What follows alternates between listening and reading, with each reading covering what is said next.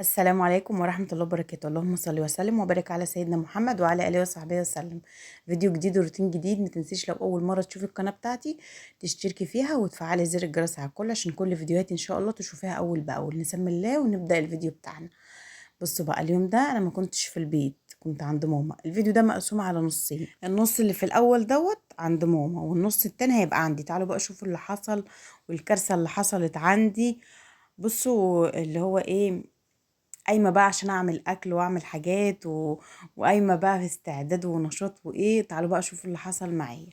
بس الاول لما اقول لكم، هنا كنا بنعمل ايه. هنا رتبنا كده السرير زي ما انتم شايفين، وهنا بقى كنت بوريكم الطيور. كنا عند ماما زي ما قلت لكم. الأوضة دي، السلم اللي انتوا شايفينه ده مش المدخل طبعا بتاع البيت ولا حاجة، لا المدخل من ناحية تانية يعني. دي أوضة كده فاتحين فيها باب علشان ينزل على الطيور، فاهمين؟ بس ده مش المدخل طبعا يعني. زي ما انتوا شايفين ماما كانت قاعدة كده، هي بتحب تفتح على الطير بتاعها. يعني يتشمس ويتهوى وكده، علشان خاطر ما ينفعش تفضل قافلة عليه كتير. لازم اصلا الطيور دي تتشمس. وبالنسبة للفراخ زي ما انتوا شايفين، تحسوا ان هي مبسوطة كده وهي بره يعني. بصوا بقى، هنا اختي كانت نشرت الغسيل بتاعها يعني شايفين هدوم ابنها الصغير. الساعة كانت كام؟ الساعة كانت تقريبا كده 10 يعني. بصوا الشمس اهي. وطبعا شايفين التينة الجميلة دي، مش عارفة ليه هي مطلعة من فوق ورق ومن بقيتها مفيش ورق. المهم يعني خلاص كده، يعني هنا خلصنا وهندخل بقى على النص التاني اللي فيه الكارثة اللي هقول لكم عليها دلوقتي. اللهم صل على النبي. بصوا بقى، انا كنت بوريكم، بصوا بوريكم ان دي اوضه. يعني دي اوضه كده فاتحين فيها باب بينزل على الطيور. بس كده، ده يعني الجزء اللي انا صورته عند ماما يعني. المهم بقى نخش بقى على النص التاني اللي هو عندي بقى. بصوا، صحيت الصبح كده، قلت صحيت بدري بقى، قلت هعمل لهم كبده. وبما ان احنا ما بناكلش الكبده بس كده لوحدها، بنجيب معاها لحمه يعني. بجيب مثلا نص كيلو كبده على كلاوي على قلب و... و... اللهم صل على النبي، وكيلو لحمه، واعمل كيلو ونص. ماشي. الكيس اللي انتوا شايفينه ده كيلو ونص، ده كيلو ماشي. والنص كبده اهو. بس هنا كنت حاطه مع اللحمه، كنت حاطه معاها الكلاوي والقلب علشان بياخدوا سوا شويه. اما الكبده ما بتاخدش سوا، فالكبده بسيبها لوحدها خالص في كيس لوحدها كده. واحطها في الاخر. ما بتتعملش في الاول مع اللحمه طبعا. ده كيلو لحمه ماشي. والنص الكبده اهو. طلعت بقى الكبده لوحدها خالص، ولا قلب ولا كلاوي. كل حاجه حطيتها في الصينيه اهو. بوريكم اهو، ده نص كيلو كبده. كنت جايبه كيلو ونص لحمه، كيلو لحمه يعني ونص كبده، يعني كيلو ونص من امبارح ماشي. وكنت عايزه اعملهم امبارح طازه. انا بحب لما اجيب الكبده اعملها طازه، ما ادخلهاش فريزر خالص. بحب اجيبها كده واعملها في نفس اليوم اللي انا جايباها فيه. بس اليوم ده انا ما كنتش يعني ما لحقتش عقبال ما جيت واتاخرت ومش عارف ايه وكده. فانا ما لحقتش، وكان عندي كمان اكل بايت من امبارح. فانا قلت لو عملت الكبده هياكلوا الكبده وهيسيبوا الاكل بتاع امبارح. فانا قلت لا، انا هعمل هسخن اكل امبارح والكبده هنعملها بكره ماشي. وهو ده اللي انا عملته ماشي. المهم ايه، نخش بقى على الكارثه اللي انا كنت عايزه اقول لكم عليها في اول الفيديو. بصوا، صحيت الصبح زي ما قلت لكم. ظبطت حالي بقى وغاسله مواعين. ما عنديش مواعين زي ما انتم شايفين، ومظبطه كل حاجه. انا بحب لما ادخل اطبخ يبقى انا مظبطه حالي في البيت كله، فاهمين؟ فالمهم خلصت كل حاجه ودخلت بقى علشان اطبخ.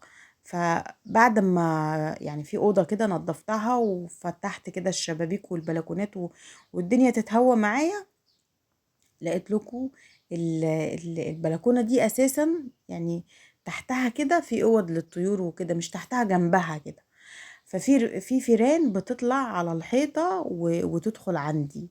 كان قبل كده في فار دخل من البلكونة دي. وشفته طبعا وهو داخل، هو تقريبا دخل تحت السرير، فار صغير جدا خالص، الكلام ده زمان. فنفس الموقف حصل تاني. وانتوا عارفين انا والله بخاف من الفيران. انا يعني بصوا، يعني ان فار يبقى عندي في الأوضة ولا في البيت، دي بالنسبة لي مصيبة. فانا مش عارفة ازاي نسيت البلكونة مفتوحة. انا في الطبيعي بقفل السلك، افتح من بره واقفل السلك. فانا طبعا بما ان انا دور تاني وقريب طبعا للأوضة اللي تحت بتاعة الطيور، فالفيران بتطلع لي بسرعة. يعني اللي هو انا قريبة، في ثواني بلاقي الفار عندي في البلكونة. فانا ما بفتحش البلكونة دي كتير، الا لو انا قاعدة فيها. ما بحطش فيها كركبة، ما بحطش فيها اي حاجة خالص، سايباها فاضية كده. ولا حتى كراسي، يعني بطلع الكراسي فيها لما نكون هنقعد فيها بس كده. فطبعا الفار دلوقتي في الأوضة. وعايزة اقول لكم انا مش عارفة هو فين بالظبط. يعني انتوا عارفين الفيران يعني بتاكل اي حاجة، اللي هو بقى عارفين. يعني انا هلاقي حاجات كتير متقطعة. والمصيبة الاكبر ان الدولاب كان مفتوح. الدولاب بيفضل اساسا كتير مفتوح، يعني دولاب العيال دايما كده يبقى مفتوح، لانه يعني دولاب جرار. فدايما مفتوح. انتوا عارفين الدولاب الجرار ده بيبقى يعني لو مفتوح منه حتة صغيرة مش عارف ايه. والعيال طبعا انتوا عارفين العيال، يعني فاكتر الاوقات الدولاب مفتوح. فانا مش عارفة هو فين، يعني فاهمين. انا بدخل الأوضة كده وبفضل قاعدة اشوف، يعني اسمع صوت قرقضة كده، اكيد بيقرقط حاجة. بقعد كده اسمع. انا مش سامعة حاجة، مش عارفة بقى هو فين. طب انا هدور عليه فين؟ طب انا اعمل ايه برضو؟ يعني انا شقتي بسم الله ما شاء الله كبيرة، وانا مش عارفة ادور عليه فين. حتى بقول له جوزي، قال لي انت ايه اللي خلاكي تسيبي البلكونة مفتوحة؟ قلت له طب احنا دلوقتي خلاص، هو البلكونة اتسابت مفتوحة وخلاص. طب انا دلوقتي في المشكلة او الكارثة اللي احنا فيها، الفار مش عارفة فين هو، مش لاقيينه. يعني هو هيبوظ حاجات كتير طبعا، وهياكل حاجات كتير، وهيقطع هدوم، وهيبهدل الدنيا. وانا مش عارفة هو فين، يعني فاهمين. هو دخل تحت السرير، لان طبعا البلكونة من البلكونة جنبها السرير على طول، فانا عارفة ان هو دخل تحت السرير. فطبعا دورت تحت السرير مفيش حاجة. شلت المرتبة ودورت تحت السرير مفيش حاجة. آه هو ما يعني مفيش اي حاجة يدخل فيها غير الدولاب. وفي سجاد كده حطاه جنب الدولاب. دورت فيه ما لقيتش حاجة في السجاد. فهو احتمال كبير يبقى في الدولاب. هو ما فيش مكان تاني يروحه غير كده. او يكون طلع بقى في البيت. ودي هتبقى الكارثة الأكبر بقى، لأن لو طلع في البيت أنا هجيبه منين؟ ولا هجري ورا فين؟ ولا انتوا فاهمين؟ يعني مش عارفة هجيبه منين. وخصوصا لو دخل أوضة نومي، يعني لو دخل أوضة النوم عندي مش عارفة هجيبه ازاي مش عارفة. انا بقى مش عارفة ابدأ منين، يعني انا مش عارفة ادور فين. ادور في الدولاب وانزل كل الهدوم، ولا ادور فين؟ مش عارفة. فعايزة اقول لكم ان انا زعلانة ومتضايقة ومش عارفة اعمل ايه، مش عارفة ابدأ منين. يعني طب انا اجيب الفرد منين؟ طب انا لو بسمع صوت قرقضة كده هعرف هو هنا ولا في الأوضة التانية ولا في الدولاب ولا تحت السرير؟ تحت السرير مفيش حاجة خالص، لأن أنا مفضية تحت السرير، مش حاطة أي حاجة أصلا. فأنا لما رفعت المرتبة ما لقيتش حاجة. فهيكون راح فين؟ في بقى كنت حاطة كده بطاطين عايزة تتغسل، حطها على كرسي برضو كده، دورت فيها ما لقيتش حاجة وانا بالنسبة لي اهم حاجة البطاطين، يعني ممكن يدخل في بطانية يقطعها وكده، انتوا فاهمين طبعا. هو فار صغير، يعني اصل الفار الكبير ما بيطلعش في البلد، ما بيقدرش يمشي على الحيط اساسا. هو فار صغير، اللي هو الفئران الصغيره الرفيعه دي اللي بتجري هنا وهنا دي، اللي هو ايه، سهل ان هي تطلع على حيط، سهل ان هي تجري هنا. اما الفار الكبير بيبقى تقيل فما يقدرش يجري ويطلع فوق. فانا مش عارفه بصراحه، مش عارفه ابدا منين. يعني جوزي بيقول لي انت اللي عملتيها في نفسك. قلت له انا كل يوم هقعد ادور، هقعد ادور هنا وهدور في كل حتة وهشوف يعني هشوف هو راح فين. ما اصل هو دخل في البلكونة، لان انا بصوا، انا لقيت زي صوت كده تحت السرير. فانا قلت ما فيش، لا هو يعني اكيد فار. انا ما شفتش، بس انا ما شفتوش بعيني، بس انا يعني بصوا لقيته عامل حمام بقى تحت السرير كده، و...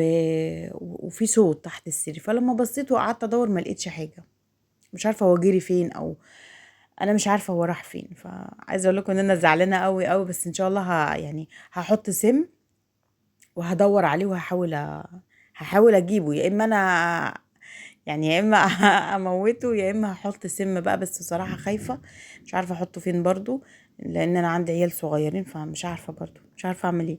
حاسه ان انا كده في كارثه كده. المهم هنا نيجي للكبده. بصوا خلاص خلصت بقى كده الكبده الشويه، احنا بنقول عليها شويه، ما بقولش عليها كبده. لما بكون عامله كبده ولحمه بقول عليها شويه، ماشي، احنا بنقول عليها كده. بس عملت الشويه بتاعتي وخلاص خلصت. وهنا كنت عملت مكرونه.